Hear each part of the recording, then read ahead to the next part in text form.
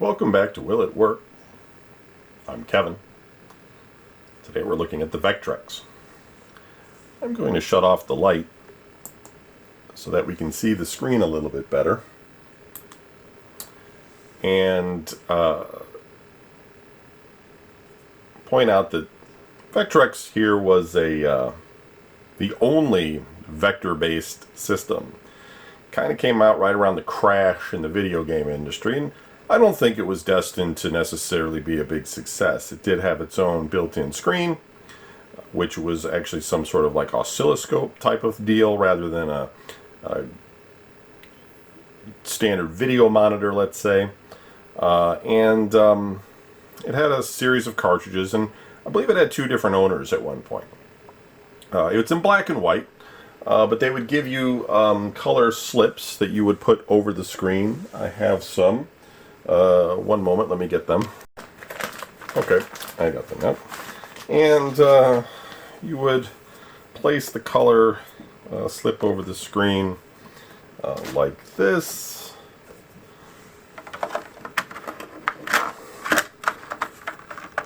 And then you could play the game in a kind of color, let's say. My friend Don, he had one of these growing up. He had a handful of games for it. We'd play it every so often. It's not this unit, but and it was fun. We didn't generally use the slips. It kind of made it a little less clear looking through this piece of plastic. And so, you kind of get used to the idea of knowing what it looks like without the slips. So, you generally wouldn't necessarily use them unless the game really required it. None of his did. There may be some that do. The Vectrex had a lot of good support from its parent company in the sense of there were some additions. There was like a light pen so you could draw with it. There was a 3D viewer that you could use with a couple of things. It had two controllers. The controllers actually are kind of like a hybrid digital controller. It has like this analog stick that right centers itself, which is kind of nice, and the 4 buttons, which is kind of ahead of its time. We were still dealing with Atari and single button, or maybe something along the lines of in television that had multiple buttons and a number pad. But the 4 action buttons wasn't common at this point. And this is one of the controllers. This one is a little rough. I have two. This one hasn't been worked on, so the holes haven't been drilled out on this one. I forget which one actually works better, to be honest. It's probably the one that I have plugged into it right now. I think there was also some sort of I'm not quite sure, but I think there was some sort of other controller for this that was like a sports controller or something. Maybe not. So what I have inside here is a multi-cart that I got a long time ago. So it doesn't have nearly as many games as have been made in the past 20 years probably since I bought it. But it is, a multi-cart. And this joystick's not even responding, although I'm not sure if I'm even plugged into the right port.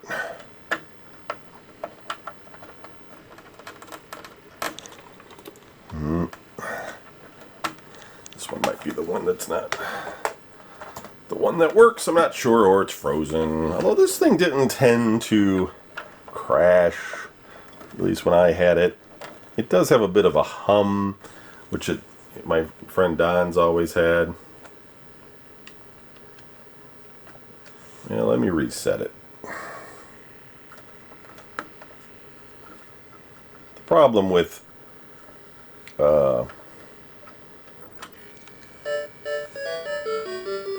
is that I didn't recap this or anything. I was actually amazed it started right up.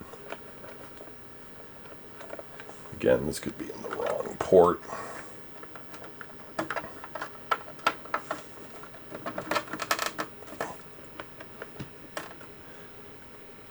Oh, there we go. Oh, it's the buttons that move it, not the joystick. Go figure. So let's look at something like Berserk.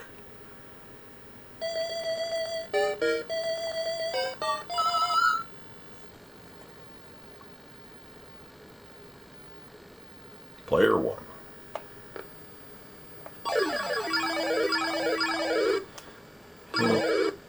And, you know, so you could make most simple arcade games with this. And there, in the arcade, there were a lot of vector-based games in the early days of, well, arcades, basically. And, I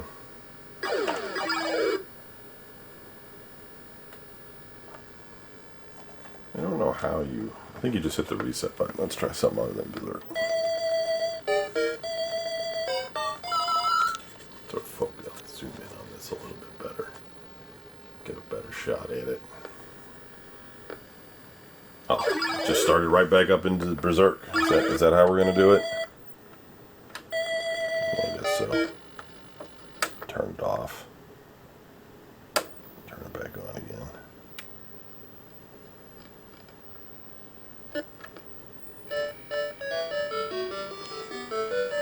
So it gives you some, you know, the fact that it still works after all this time is great.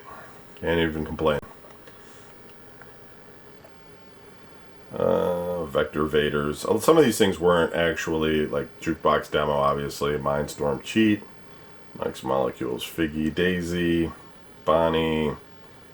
Anthem. Web Wars. We used to play a lot of Star Trek. That's a fun game. Starhawk. Star Castle. Star Castle was in the arcade. Space Wars. Solar Quest. Scramble. Rip off Pole Position. What does Pole Position look like in this? Shall we look? Namco Limited. See? They had some support. Yeah, GCE, and I think it was also made by, like, Magnavox or something? I'm not sure.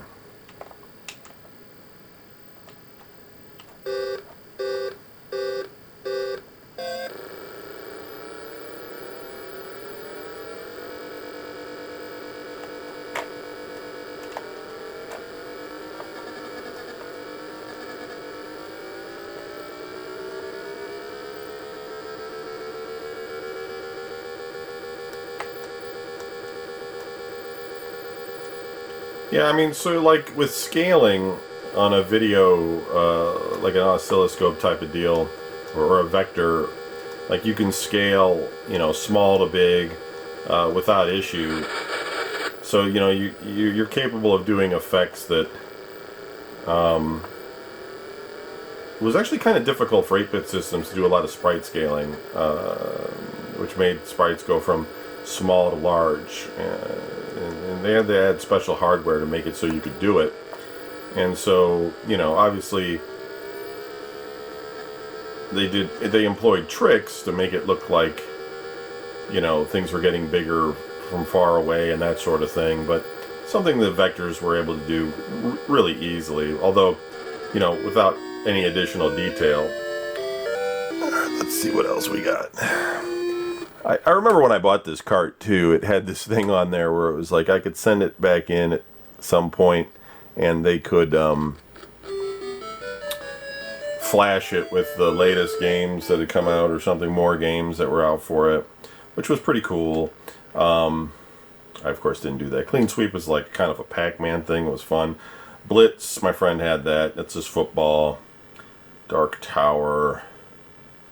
Hyper Chase, Melody. So there's not that many games on here, but there's a whole lot more that people have written over the years and or ported from, you know, the different things. I'd be interested to look at a newer multi-cart today. I don't want to play Star Trek. Let's look at Star Castle. 1983.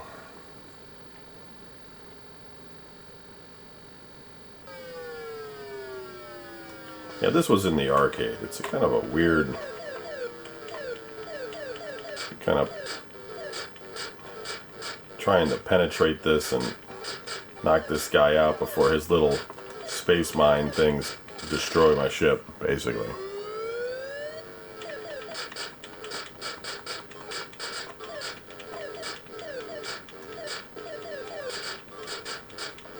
And Vectors had a real fine, like, I mean, they had different brightness control, which was also something you didn't see in an 8-bit deal. But also, like, they could, at certain times, they could have a certain level of detail that was pretty cool because of how tiny things could get.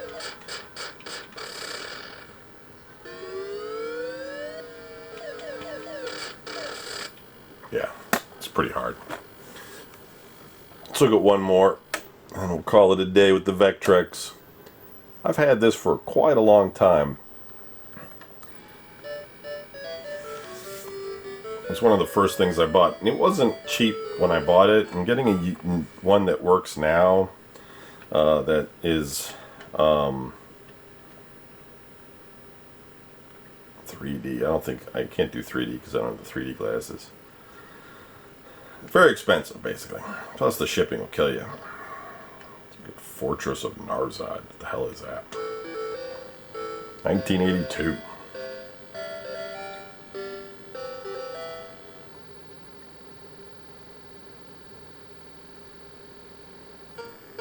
And these are all emulated.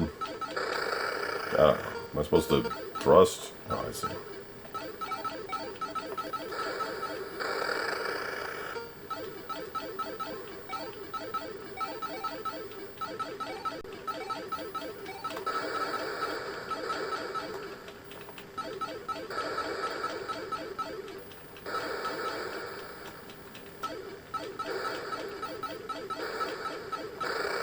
Blow myself up. What am I supposed to be doing here? I'm making like a run on the Death Star or something?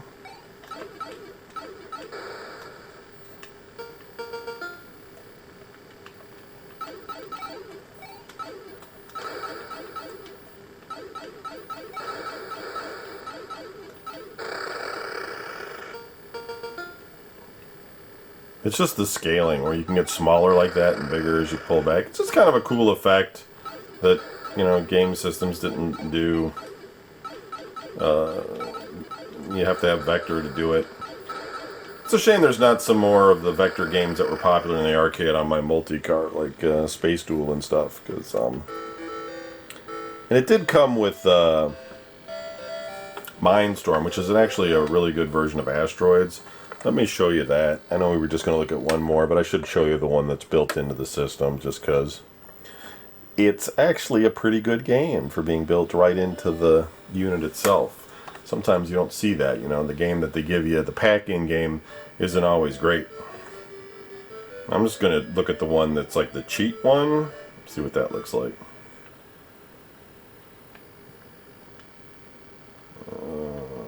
Vector Invaders. My guess is that's just Space Invaders. Not sure about Patriots. All good things. Mindstorm cheat. Let's look at this. 2001. So that's probably around when I bought this. It's about 20 years ago.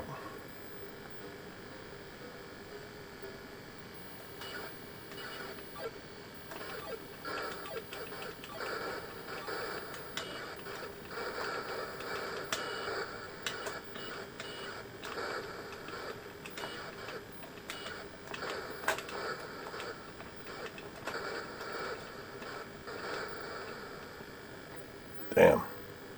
Whip my ass.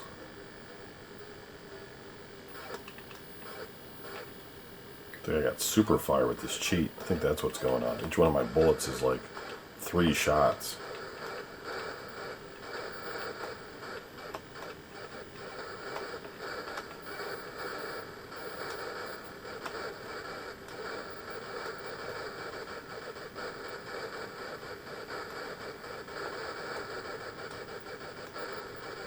Yeah, it's like a UFO, and then what happens is, though, is it's not like you just keep repeating with the same asteroids over and over again.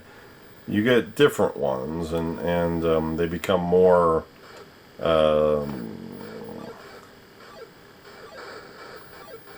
like that one. They explode, but then they shoot like an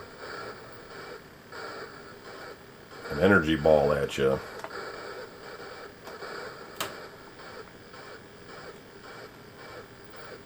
when it like progresses like that.